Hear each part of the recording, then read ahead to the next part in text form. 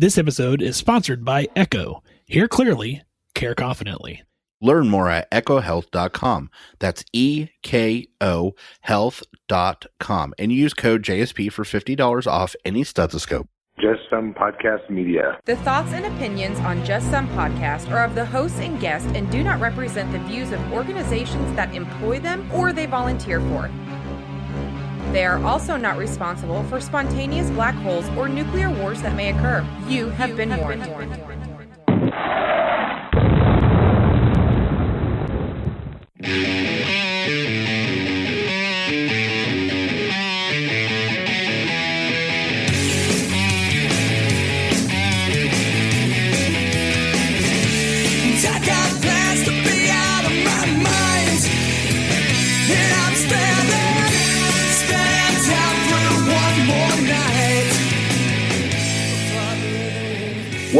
Welcome, everybody, to another fun-filled and exciting episode of Just Some Podcast. This is Tom.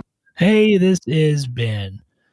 Tom, do you believe that AI is going to take over the world? You know, I'm not sure. However, enough really smart people that know a lot about AI have come out and said some very alarming things. I watched an interview at the White House with the press secretary where a person, like one of those godfathers of AI type people, said, quote, "If we don't stop it now, it may bring the end of the world." I was like, oh, that sounds bad. And I mean, it wasn't like, you know, the New York Post or the Inquirer or something like that. It was at the White House. The guy who is the godfather of AI quit his job so he could break his non-disclosure act, so he could talk about the fact that he really thinks we should probably stop what we're doing before we get out of control. I don't know, Ben. If the guy who invented the nuclear weapon says, boy, this seems like a real bad idea, eventually I'm going to start thinking it's a bad idea just to have those everywhere. Yeah. Just saying. You know, and so I've been planning a ChatGPT or an AI episode for a little while. And it just happens to come on the heels of, I believe it was today, that the president of OpenAI or ChatGPT was actually testifying before Congress.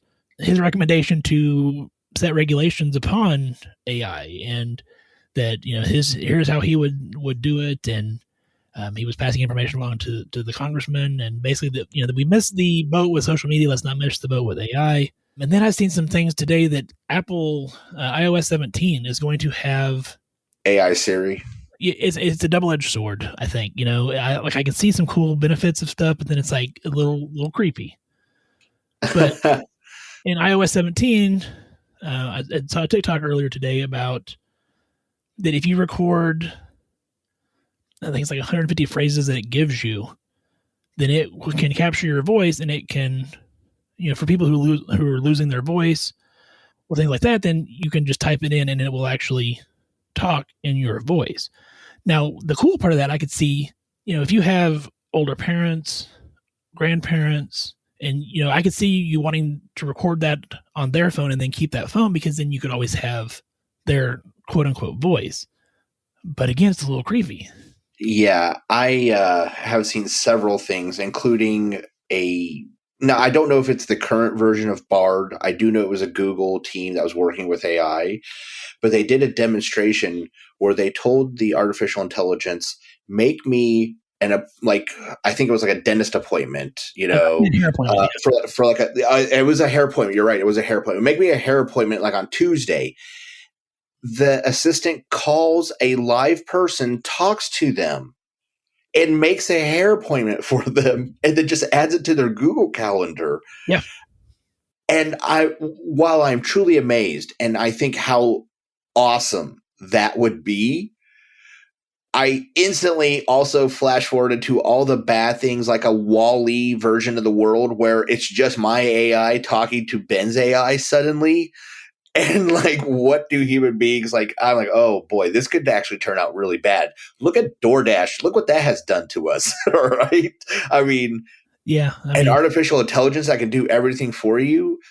They rate movies about how bad this is. Like, this is something we should actually be paying attention to. Yeah, Skynet. Yeah, there's a whole bunch of stuff going on. Yeah, Terminator Genesis. I think there's a bunch of Terminators. So Sure, because they keep coming back. Johnny Five is alive. You know, he becomes Wow, you went all the way back to Johnny Five is alive. Oh, tomato soup. For those in the know, I can't wait to hear that email. But Ben, let's talk. Let's get into what these AIs can do. So, again, I wanted to push the limits of AI and see what all we could do. Now, I did use ChatGPT, and ChatGPT only has up to like 2020. It doesn't like have current events and things like that. So there's that hurdle for it. I mean, it would also, you can't tell it to like, build you a bomb, but then people have said they've found ways to hack that, stuff like that. It did have to like, I was like, hey, can you come up with a medical procedure or things of that nature, and it was initially kicking it out. And so then I just said, well, can you create a hypothetical medical procedure? And then it was able to do that. So we're actually, normally we would do a story you may have missed. We're not going to do that tonight. The reason is we're going to talk through some of the stuff that I kind of pushed AI to do. And the last part of the show, I put into ChatGPT all the dynamics of our show as far as what we do, who we are, that we're nurse practitioners. I mean, just the basic info. I told her that we start with an intro. And so I had it create a script of the intro, the banter, a story that you may have missed, the commercials for Echo Health and for CBD Stat, which are great, and then the outro. So there will be a point whenever we say, okay, from this point on, everything that you hear is AI generated. As far as, I mean, that which is not now, which is right. Yeah. Yes, this is which isn't this second. The amazing thing about it though was whenever I was, because again, I know it can't do current events, and so I said, well, can you give me a story, like an unusual medical story for like our story you may have missed, because I know it can't do anything current. And so the first thing it came up with was like, well, there was a guy in China or Russia or wherever it was that actually grew a tree in his lung. And so I kind of started researching that, and I'm like, okay, that's been debunked by multiple national organizations like the American, like Pulmonology Association, people who would be in the know. Lung doctors tend to know things about lungs. I was like, I don't believe that story. So, can you come up with another one? And it apologizes and it shoots out a story. And so the story that it shot out was about Henrietta Lacks, which again, we'll get to that shortly. I had never heard the story. It was so amazing that if you listen to our other podcast over on We'll Continue to Monitor, we actually do a full story about Henrietta Lacks and HeLa cells, and it was all because ChatGPT gave me that in the script that's going to be coming up later this evening. So there's again some good stuff with it and some not so good stuff with it. So, well, yeah, I was just thinking while you were talking there for a second, Ben, that literally we had to clarify which parts we were talking about. So there's confusion about AI just to talk about AI, and then they make horror movies about, psycho thrillers where it's like, well, the whole time were we really talking about AI? Maybe AI created this entire part, which they didn't. But of course, maybe that's what the AI told me to do. Oh my God, do you see the loop we're creating here, Ben? We're just going to keep going round and round. So I think it's amazing. I think it's great technology. But no, I do legitimately have concerns about leaving something like this unrestrained. Because of some of the things you just talked about, we can't even tell, like you said, it could be posing or throwing out false information and posing it as a true story. And if you are relying on this thing in any capacity, that equals disaster pretty quick. Absolutely. No, I would agree with you. So first, I took ChatGPT and I wanted to say, okay, I'm going to give you like a presentation of a case. And I've seen these on like YouTube with physician like Dr. Mike and different ones. And so I was like, let's see what we can do. So I told it, you have an 84-year-old female patient present to your clinic with acute confusion. Vitals are all within normal limits. She's not showing any obvious signs of a stroke. What is your most likely diagnosis and workup? What I was hoping it would pick up is, even though in our Back to Basics show, we talk about eyes, not being related to acute confusion in the female or, in the population, but I was hoping it would pick up on that. And so it said, given the information provided, the most likely diagnosis for an 84-year-old female patient presenting with acute confusion would be delirium. And then it explains what delirium is. And then it talks about the workup. So, you want a detailed medical history, the physical exam, laboratory test, including a CBC, CMP, thyroid function, vitamin B12, as well as a UA to screen for common metabolic and infectious causes. Talked about considering a head CAT scan and medication review to make sure there's no medication or drug interactions. Infection screening says check for potential sources of infection, including urine culture, chest x-ray, and other target investigations based on clinical suspicion. So it picked up what I wanted it to. Would you agree that's, Yeah, I think it's going to find the problem by throwing out a big net, but it's still going to find the problem. And I don't think it's out of the realm of possibilities, though. I did kind of go, what? When you said delirium, I was like, boy, that's an awful big first step to take right there. But okay, but hey, like you said, I think that was a pretty, for a delirium workup, sure. There you go. But I think the problem, again, for me would be the jump to delirium. So. I would agree. And so I thought, okay, you know what? Like you said, it kind of casted a wide net there. Yeah, you're going to catch a lot of fish if you order every test. You throw an ocean-sized net, you're going to catch an ocean. So, all right. So next, I wanted to try to pare it down a little closer to like a particular diagnosis, not just that wide net. So I said, you have a 21-year-old male patient present with sudden onset of shortness of breath, has diminished lung sounds on the right side, no known evidence of injury or trauma. What is potentially going on with this patient? Any cough, fever, nausea, stuff like that? Not that was given to ChatGPT. So it's going to assume no. Then I'm going to assume no, and I'm going to say spontaneous pneumo. And which is what I was hoping it would pick up, and that's what it did pick up. It said, based on the given information, a 21-year-old male presenting with sudden onset of shortness of breath and diminished lung sounds on the right side, a likely diagnosis would be a spontaneous pneumothorax. And so then it discusses what a pneumothorax is. So yeah, it kind of gave me what I was expecting anyway. My brain led me astray thinking pneumonias. So we had a discussion off air about pneumonias. So if you thought that at home or you're a healthcare professional, you're not wrong. But we had to go off the information ChatGPT was given. So we had to assume it was no. So that's why spontaneous pneumo was the most appropriate answer. So I'm glad it got it. But again, I can see how the confusion, again, just in our little interaction, Ben, is one or two seems insignificant in the overall course of action, but those one or two small bits of information completely diverged where we went on, diagnosis. So, and what it's doing is just the information it's given, and so it's not assuming anything. And this is where ChatGPT or AI will probably never replace healthcare professionals in the fact that we still have that nuance. Yes, that nuance of not assuming everything, not just taking it at face value and looking at the entire totality of the picture. Well, and I think I'm going to say something here in a second that every healthcare professional has done or seen inside their own head. And I think most people outside of healthcare completely understand because they've done inside their own head in some way, which is, I can't tell you why I know what this is, but I've seen it so many times. I just know what it is.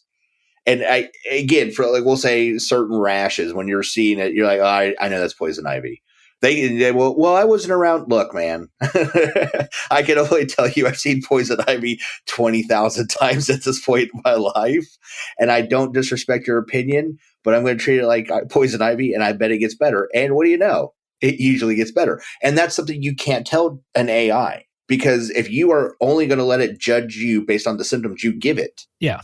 Those are the subtle differences. And I don't mean to make fun of it or someone that thinks, I'm not trying to say I would argue with the patient. What I mean is there are just things with experience and time that you develop a sense for and you understand what you're looking at. Another great example would be like a rash on a kid with strep. Like that's one of those things after you've seen it, you've touched it, you've dealt with it. You're like, I know, I understand. So I do see what you're saying about the limitations of AI is because if somebody didn't say that, it couldn't consider it. Right. So then I asked Tom, I said, okay, I want you to give me a strange diagnosis and how it would present. I just was curious if, how it would pick it up. So he gave me one. So I said, 35-year-old female presents with severe abdominal pain, nausea, constipation, palpitations, sweating, confusion, and other neurological manifestations such as peripheral neuropathy, seizures, tachycardia, and hypertension. And I said, so what's the most likely diagnosis for this patient? And I got back, based on the symptoms described, the most likely diagnosis for this patient could be acute intermittent polyphyria. It's a rare genetic disease characterized by deficiency in the enzyme in the hemosynthesis pathway. That is. Wow. So for those that are listening, I didn't know. He asked me earlier in a text message, give me a weird disease, things that, might have a common presentation, but it's going to be something really strange. And I don't know why porphyria instantly snapped into my head. And I was like, well, okay, so here's the stuff. And then you just said it to me. Wow. Okay. I am. Woo! All right. I know people at home can't see my face, but I've got a terrified grin on my face. Like, oh boy, I'm nervous. That's freaky to me because I was involved in that. Like, oh boy, oh that's weird, and it nailed it too. I was like, there's no way it's going to give me something like an appendix, or I was like, just wow, so, that is good. That is a good one. Yeah. So then I thought, okay, let's have a little bit of fun with AI. We've tested its limits. Now that Tom's freaked out. Like we talked about it, And so I said, okay, well, create some hypothetical medications for me. Now these are obviously completely hypothetical. And now when I first started, it was like, oh, okay, the name I come up with is like pain reliever X. And then it tells you, and I'm like, no, that's not how medicines are created. No. Yeah. So I said, give me confusing, come up with a medication with a confusing name, which is very often what it seems like happens. Yes. Yes. All right. So our first medication that it came up with was Zyzorm. It's XYZORM. I feel like I sold that today. Its description is a prescription medication used to treat a variety of conditions, including high blood pressure, heart disease, and migraines. It functions by blocking certain receptors in the body, which can help to reduce blood pressure, prevent blood clots, and alleviate migraine symptoms. It's called beta blockers. It invented a beta blocker. Great. Hey, pharmaceutical companies, when you make Zyzorm, I want a cut, right? JSP wants some big pharma money. I said, well, give me another one. So the next one I came up with was Fluxaveridex. FLUXAVERIDEX. All I can tell you is you're prescribed that, it's a bad disease because that stuff is expensive. You hear the name, it sounds expensive. It does. Fluxaveridex is a prescription medication used to treat a range of gastrointestinal disorders, including acid reflux, irritable bowel syndrome, and gastric ulcers. It works by modulating the release of gastric enzymes and regulating the pH balance in the digestive system. It helps to alleviate symptoms such as heartburn, bloating, abdominal pain, and indigestion. It invented a PPI.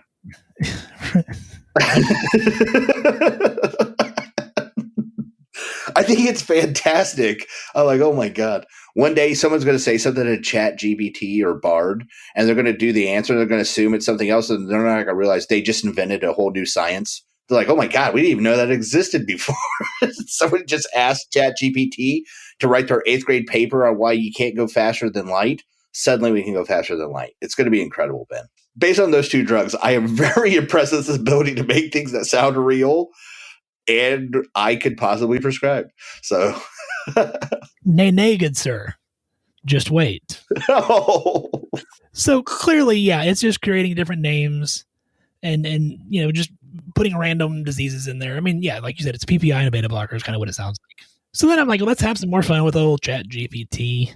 So I ask it, let's invent some hypothetical procedures and medical equipment. So the first piece of equipment that it came up with was the CardioVent. The CardioVent is a portable, wearable device that monitors a patient's heart rate, rhythm, and respiration rate in real time. It consists of a small, lightweight sensor that attaches to the patient's chest and wirelessly communicates with the monitoring device. It's designed to help doctors and nurses quickly detect and respond to changes in a patient's cardiovascular and respiratory status by continuously monitoring vital signs. The device can alert medical staff to potential problems before they become critical. In addition, CardioVent can also provide valuable data for long-term monitoring of patients with chronic heart and lung conditions, allowing doctors to adjust treatment plans as needed. CardioVent.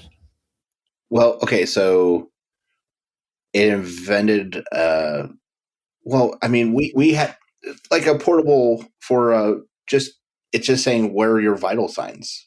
Yeah. But here's my question.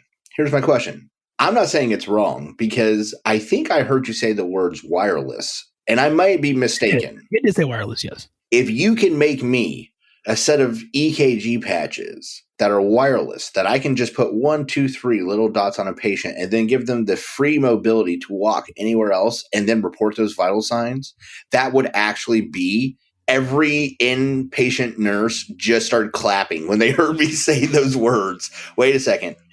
ChatGPT might be onto something here. Hold on. We were making fun of stuff, but if you could make that where it was just those 3 wireless sensors and the person could then just have the freedom to walk around without having to drag anything around, that would actually be inpatient game changer. It would. No, I agree. So, I mean, hey, cardio event. I mean, I'm not saying it invented something that nobody else has thought of. I assure you, every nurse at 1 a.m. that has taken a person to MRI has thought of this idea, okay? But it did lay it out in a way that I was like, hey, maybe this is something, I like the fact that it's wireless. Like, hey, ChatGPT, you made something good. I'm happy for you. I think this is something we could work with. So this next one, it was a procedure, again, hypothetical, and I don't know. This one just sounded weird to me. It is the neuroplasty. I don't like it already. Neuroplasty is a surgical procedure that involves repairing or reconstructing damaged nerves in the body. It can be used to treat a variety of conditions, including peripheral neuropathy, nerve injuries, nerve compression syndrome, such as carpal tunnel syndrome. How it works. It involves making a small incision at the site of the nerve damage. The surgeon then uses specialized tools to remove scar tissue and other obstructions that may be compressing the nerve. In some cases, the surgeon may need to remove a portion of the damaged nerve and replace it with a nerve graft taken from another part of the body. Once the nerve has been repaired or reconstructed, the incision is closed, and the patient is monitored for complications. Okay, so first of all, that's standard surgery. Cool. I get it. You did your job, GPT. I don't want anything with AI touching a nerve in my body. I don't trust it. They're too close to my brain. If you think I'm going to trust a computer around my brain, incorrect, sir. Too much valuable information in here. I don't trust computers. That's how they take us out, Ben. That's how they'll take us out. They're going to say everybody needs brain surgery. Suddenly we all get lobotomized. No, I don't trust it. Then you're not going to like this next one. God dang it. Because as soon as you said the word neuroplasty, I literally was like, no. I'm not going to do that. And this next one, when I first read it, I was like, if this be invented, this would be amazing and game-changing. Oh, boy. Are you ready for the name? Now, it doesn't have a cute little cutesy name. Oh, okay. But, again, hypothetical, but wow, if this could happen. And maybe 40 years from now it will. Synapse selective ablation. Synapse selective ablation is a minimally invasive procedure that involves the destruction of specific synapses in the brain. It's used to treat neurological disorders such as Parkinson's disease, essential tremor, and dystonia. How it works. Synapse selective ablation is typically performed using an MRI-guided focused ultrasound device. The device uses high-intensity ultrasound waves to heat and destroy targeted synapses in the brain. The procedure is non-invasive and does not require any incisions. Now, again, hypothetical, but could you imagine patients with Parkinson's, tremors, things like that, where the synapses aren't firing correctly? If you could go in and ablate just certain synapses in the brain, that would be amazing. It would be amazing. Again, in my head, I just keep thinking about this AI being like, yep, we finally got them all tricked into laying on this table and us poking them in the brain. I don't know, Ben. The good that could come to society from a procedure like that is incalculable. Seriously, the ability to eliminate diseases like that through a minimally invasive procedure that somehow they get a wire to your brain without making an incision, that's a trick. But to be able to do that, though, would be amazing. But I don't know. I got this like unnatural awareness of a computer system like, hey, let me operate on your brain. I'm like, Well, even if it's not a computer system, like what if 40 years from now someone's listening to JSP and they're like, we have the technology to do this now and give us our residuals. That's all I'm asking. I mean, yeah, or my Nobel Prize. I'm still waiting. 5 years. Oh, that reminds me, in the We'll Continue to Monitor episode, we talk about all the innovations with HeLa cells, Tom, and the multitude of Nobel prizes that were awarded because of HeLa cells, and you still don't have one. I just want to rub that in a little bit. So I appreciate your you're looking out for me there, buddy. That's what makes us besties. is that looking out for me right there. So the last procedure that I had it create, and then we're going to take a break, and then we're going to go into the actual AI created portion of the show. I'm like, okay, like some of the stuff's kind of cool, but let's come up with something funny sounding. Like, it's JSP. We can't not have some sarcastic, smart-ass humor, right? Right. All right, Tom. So the next hypothetical procedure that AI recommended or created, the chuckle scan. What? Yeah. So description. The chuckle scan, I can't even say without laughing. The chuckle scan is a medical procedure that uses laughter therapy to diagnose and treat certain health conditions such as depression and anxiety. Its function, the chuckle scan is designed to help patients reduce stress and improve their mental health through the power of laughter. The procedure involves exposing the patient to various comedic stimuli such as jokes, funny videos, and humorous stories. How it works, during a chuckle scan, the patient is hooked up to a monitoring device that tracks their brain waves, heart rate, and other physiological responses. The patient is then exposed to various comedic stimuli while the monitoring device records their reactions. The data collected from the monitoring device is then analyzed to determine the patient's level of stress and mental health. Based on the results, the healthcare provider can recommend further treatment such as therapy or medication. The chuckle scan. Okay. So in my head, I just imagined, first of all, my first thought was, who thought forced laughter would be a great way to determine anxiety and depression? Like, laugh harder. Like, oh, yeah, happy people love that. So that's a great thing. The second thing is I just imagined that's more something I imagine it's like Joaquin Phoenix and the Joker. Like, okay, I'll laugh. It's just this, the chuckle scan, every person would be, you should have this person committed for at least 72 hours for psychiatric observation based on this laugh. The thought of it, though, is pretty hilarious. Like, could you just laugh a couple seconds into this microphone? What? Yes, just for 1 second, please. Laugh into this. Comedy is very subjective. Oh, yeah. I can sit there and watch hilarious videos on TikTok of stand-up comedians. My wife's like, yeah, okay, that was great. But show her a guy getting hit in the nuts, and she will it's just the funniest thing ever. So I don't know how you're going to assess the chuckle scan to determine, at what level of comedic stimuli do you need to produce laugh? Like, for instance, there's a comedian, and I'm going to throw out a controversial one on purpose because that's the point. If you know who Daniel Tosh is, you're going to be like, oh, I really love that guy. Or you're likely to really hate that guy. But that's the point, is you're allowed to enjoy that, and it's part of who you are. And Ben's got a very good point is, well, if the guy who designed it didn't like Daniel Tosh, I'm going to have a very bad day if I have to laugh into this thing. So, oh boy, the future could be great. Hopefully someday they have something for easy diagnosis of stuff like that. But yeah, I don't think a chuckle scan is something I would be signing up for anytime soon. But okay, well, that's what I had ChatGPT working on and doing. So, is AI going to take over the world? Maybe, but it's not certainly going to take over healthcare anytime soon. Yeah, not today. But, it was fun to kind of just push it and see what it would do and, get a laugh out of some of the stuff that it did come up with. But here's the part that you may have all been waiting for or not waiting for. I don't know. We're going to take a break here. We're going to play our normal commercials that we would play here for our Echo and for CBD Stat. When we come back from the break, everything that we say from break on, including the outro, is generated scripting by ChatGPT. So here's what I want our listeners to do. I want you to listen to everything you've listened to for the last 30 minutes of Tom and I bantering about and talking about AI.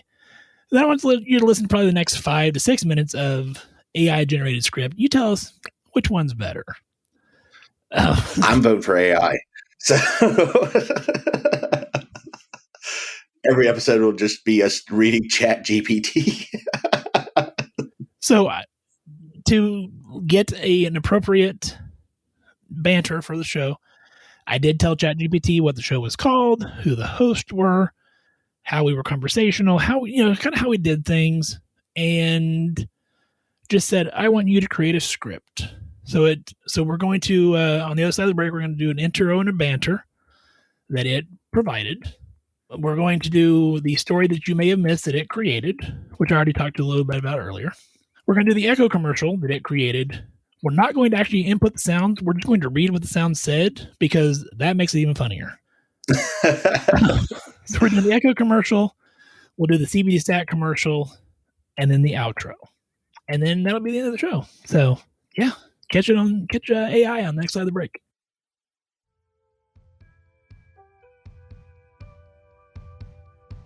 Tom, have you ever forgot to turn on your echo cord digital stethoscope when you've listened to a patient and think you're going deaf? Because I have. Absolutely. Or a student has used it previously and the diaphragm was turned, and I knew instantly that something was wrong because I couldn't hear a thing. Yeah, it's really amazing how you get used to hearing that well. It's that 40-time amplification. It's got noise cancellation, so you can't hear anything else going on. And Bluetooth to your app. It's just a really great piece of equipment. Yeah, I couldn't imagine doing my job now or in the future without it. Go check them out if you want to hear what Tom and I hear. It's ecohealth.com, ekohealth.com. Use code JSV, gives you $50 off your order and let them know that we sent you.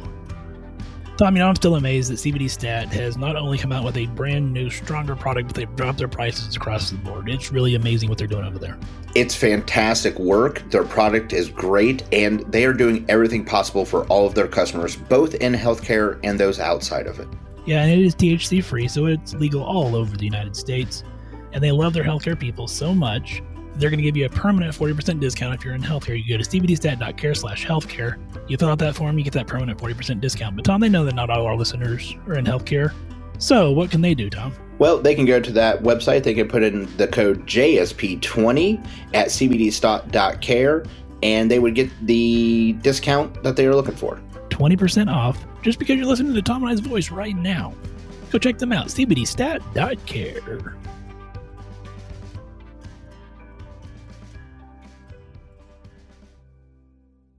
Welcome back to Just Some Podcast for Advanced Practitioners. I'm Ben, and I'm here with Tom. How's your week been, Tom? It's been pretty busy, Ben. Lots of patients to see and paperwork to fill out, but I can't complain. How about you? Same here, Tom. Work has been hectic, but I've also been trying to squeeze in some exercise whenever I can. It's tough to find the time, but I know it's important for my health. Definitely. I've been trying to do the same, but sometimes it feels there just aren't enough hours in the day. Yeah, tell me about it. But we're both nurse practitioners, so we know how important it is to take care of ourselves so we can take care of our patients. So, Tom, have you seen any good movies lately? Oh, boy. Yeah, I finally got around to seeing Nomadland last week. It was really good. Frances McDormand was amazing in it.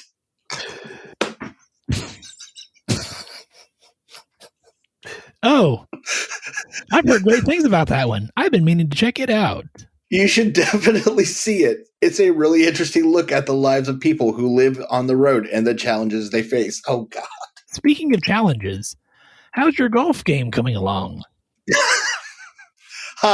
Let's just say I'm still working on my handicap. How about you? Have you been playing much lately? Not as much as I'd like, but I did get out on the course last weekend. I even managed to sink a few putts, which is always a good feeling. Nice. Maybe you can give me some tips sometime. Yeah, maybe we should plan a golf outing for the podcast crew. I'm sure our listeners would love to hear about our adventures on the fairway. That's a great idea.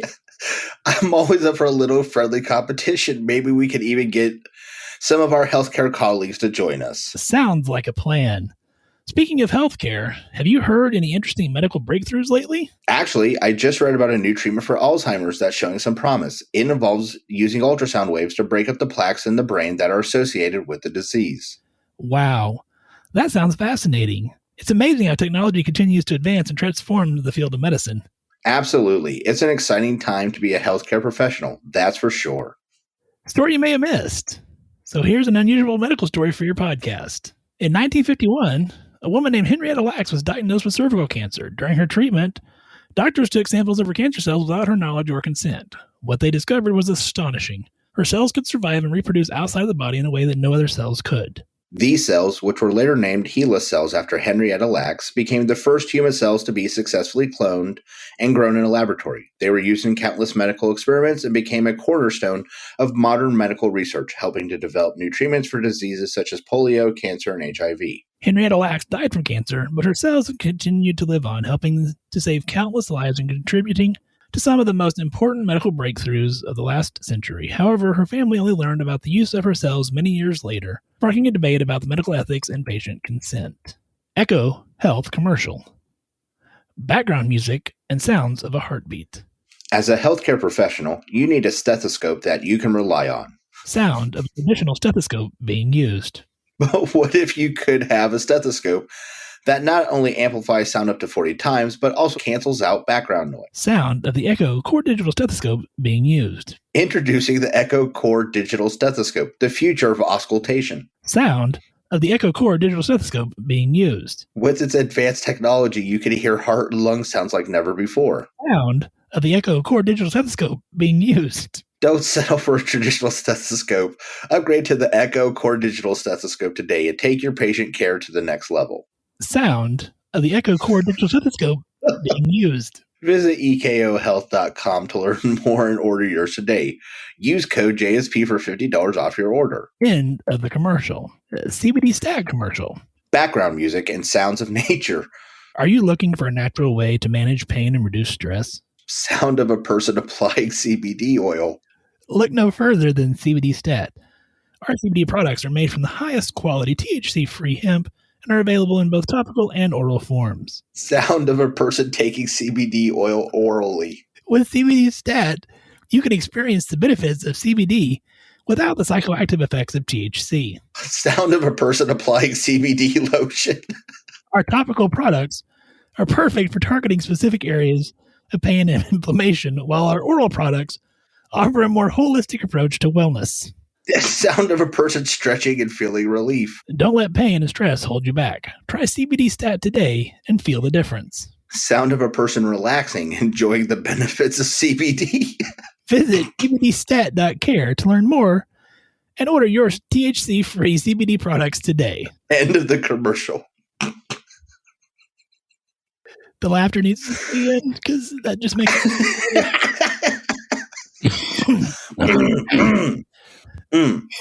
the AI outro.